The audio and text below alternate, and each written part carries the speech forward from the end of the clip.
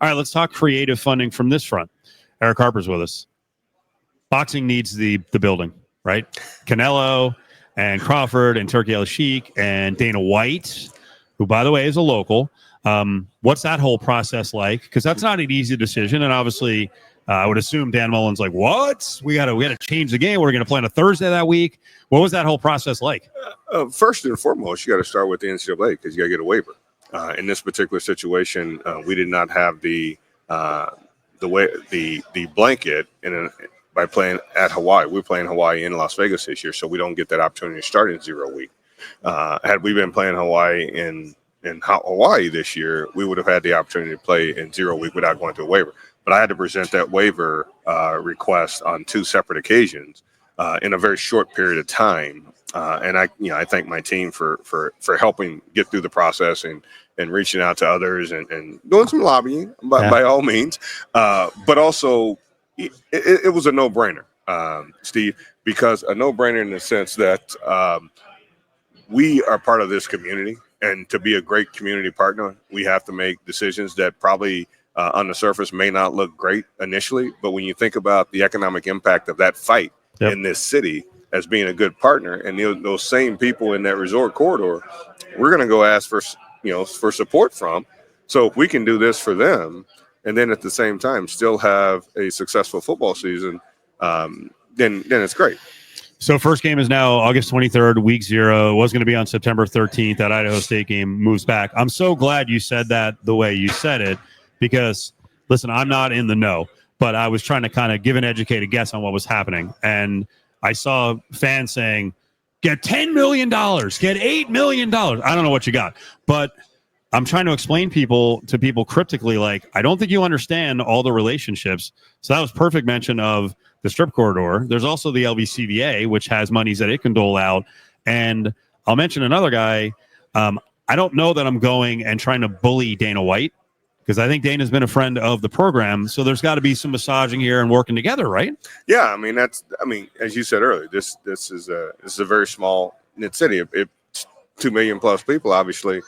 But to be able to work together on something like that and to be able to help our community, and it's not just the resort corridor that's going to benefit with this big fight. It's also an opportunity for the Uber drivers to get more. It's an opportunity for limo companies and restaurants and all of those that are not on the strip that's going to benefit from this opportunity. But it also gives us an opportunity to play a week earlier, play on an earlier in the day, and then we got to go down to Sam Houston State and play on a Friday.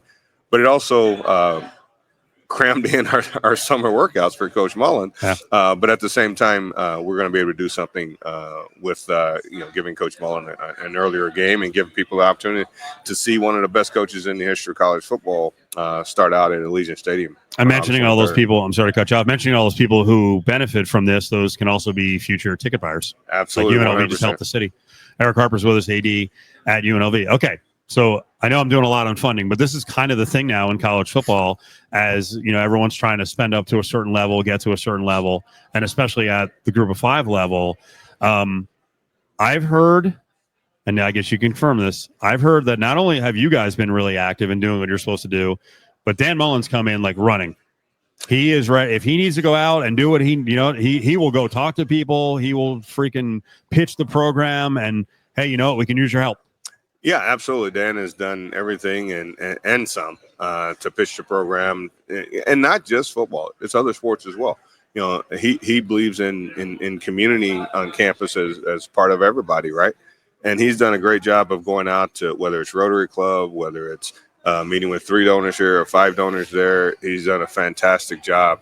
And I think the 3 years he spent on TV gave him that more, I think, it enhanced his ability to go out and speak with people because he'd been on national TV for 3 years. So it just made it become real natural for him. Well, I think he surprised a lot of people, too, in talking about Florida, that when he was at Florida, funding wasn't what it is now. Like, they needed facility help. So even at the highest level, coaches have to get used to that. But that said, not every coach is good at it.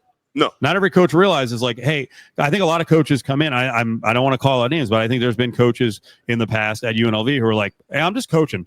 Like, no, not here. You can't just coach. No, you can't just coach it. And I don't think you can just coach anywhere in America right now. I think you have to be, with everything that's going on in the landscape of college athletics right now, you have to be a chameleon and to go out and do all these different things. And, and obviously everybody's getting compensated at a pretty good rate.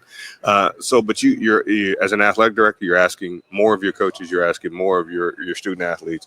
And, at the end of the day, it all comes down to funding. Season tickets for football, I think, are starting to push about 9,000. Maybe it's gone beyond that. Obviously, a goal for game now it's number 2 at home. That UCLA game, that's a big one. That's a huge game. We're not going to be shy about it. We're going to try to get 50,000 people in there for that game on that Saturday. And we're pushing 9,000 season tickets right now. Basically, with one of our third party people, we are at 9,000.